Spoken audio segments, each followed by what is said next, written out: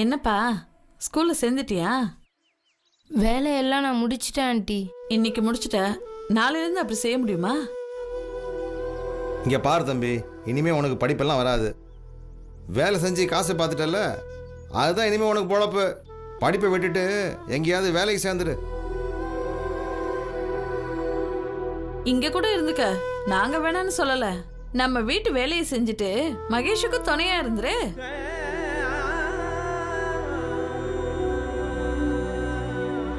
அதெல்லாம் ஒத்து வராதடி. இப்போதான் தங்க இடம் கொடுத்து வேலைக்கு வச்சுக்க எத்தனையோ கடை கம்பெனிங்க இருக்க.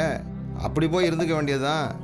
நீ படிப்புக்கு செலவு பண்ண உனக்கு காசெல்லாம் கொடுத்து இந்த வீட்டில் வேலைக்கு வச்சுக்க எங்களால் முடியாதுப்பா.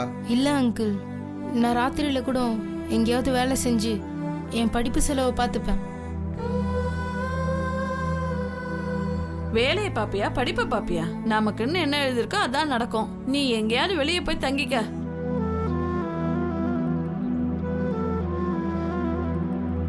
அதான் உனக்கு நல்லது, எங்களுக்கும் நல்லது.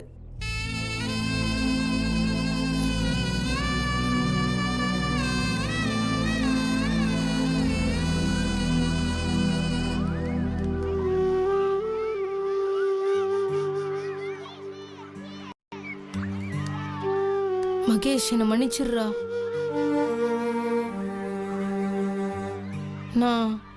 நான் வேற எங்கேயாவது போய் தங்கிக்கிறேன்டா.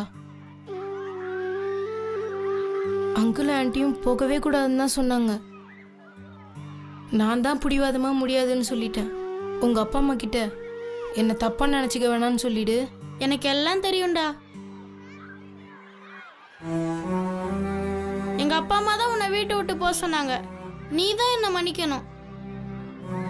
டேய், நீ என்னடா பண்ணுவ? எனக்கு இதெல்லாம் ஒன்றும் புதுசு இல்லடா. நான் பார்த்துப்பேன்.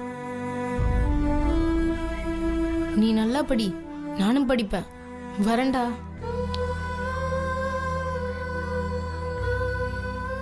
எங்கடா போவ?